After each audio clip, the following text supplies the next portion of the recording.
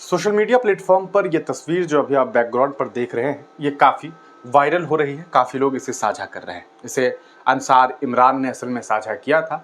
वो खुद पेशे से एक पत्रकार है। उन्होंने इस तस्वीर पर अपनी एक बात रखी थी। वो बात जो रख रहे थे, हम उस बात को आप तक पहुंचाने की कोशिश करते हैं। आप तमाम लोग जानते हैं कि देश भर में लोकसभा का चुनाव हुआ। इस चुनाव के बाद आपने क्या देखा? आपने देखा कि किस तरह से मुसलमानों ने कुछ बड़े अहम फैसले लिए। आपने देखा कि बहुत सारे नेता जब चुनाव जीत गए तो उन्होंने सीधे सीधे ये बयान दिया कि हम मुसलमानों का खास करके शुक्रिया अदा करते हैं क्योंकि उन्होंने हमें चुना है। जैसे में अगर बात करेंगे आप बिहार में, तो बिहार के पूर्णिया लोकसभा क्षेत्र से पप्पू यादव इस बार निर्दलीय चुनाव लड़ रहे थे।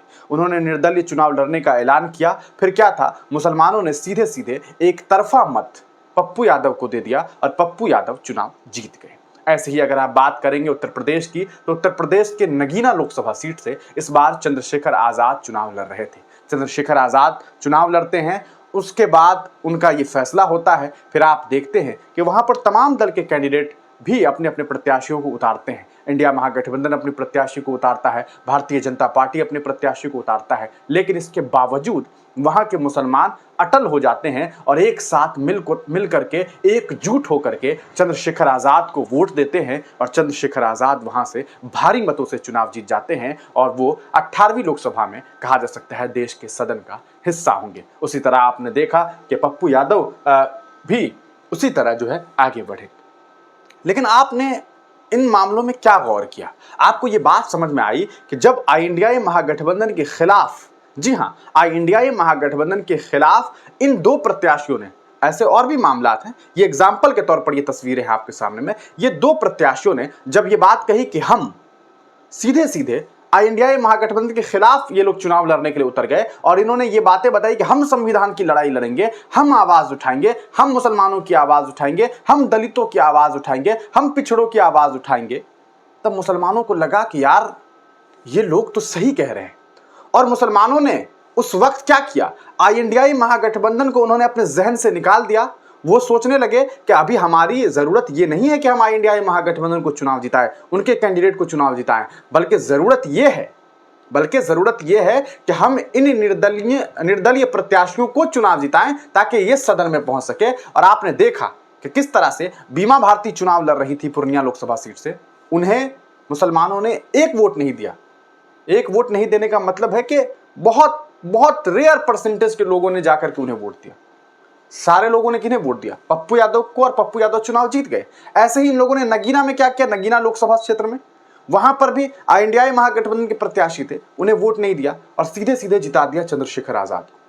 लेकिन यही मुसलमान, जब अपने लोगों की बात आती है, जब मुसलमान चुनाव लड़ता है, तब वहां पर इन्हें यह क्यों याद आ जाता है कि नहीं, हम मुसलमान को कैसे वोट दिला सकते? ये लड़ाई अभी मुसलमानों को इख्तिदार पे लाने की नहीं है, ये लड़ाई अभी मुसलमानों को गद्दी पर बिठाने की नहीं है, ये लड़ाई अभी मुसलमानों का राजनीति में, मुसलमानों की राजनीति में एक अच्छी पकड़ बनाने की नहीं है, बल्कि ये लड़ाई तो देश के संविधान को बचाने की है। ये लड़ाई तो अभी कहा जा सकता है राहुल गांधी को प्रधानमंत्री बनाने की है। और फिर जब मुस्लिम कैंडिडेट, वही हिना साहब जब निर्दलीय चुनाव लड़ती हैं सिवान से, तो सारे के सारे मुसलमान एक होकर के हिना साहब को वोट नहीं देते। क्यों? वहां पर इंडिया महागठबंधन को जिताना जरूरी हो जाता है और पप्पू यादव जब चुनाव लड़ते हैं तो वहां इंडिया महागठबंधन को जिताना जरूरी नहीं होता है। ये कौन सा समीकरण है? ये किस तरह की चीजें हैं और ये किस तरह के पॉलिटिकल, कह सकता है कि एक्टिवनेस है मुसलमानों में, ये समझ से परे है।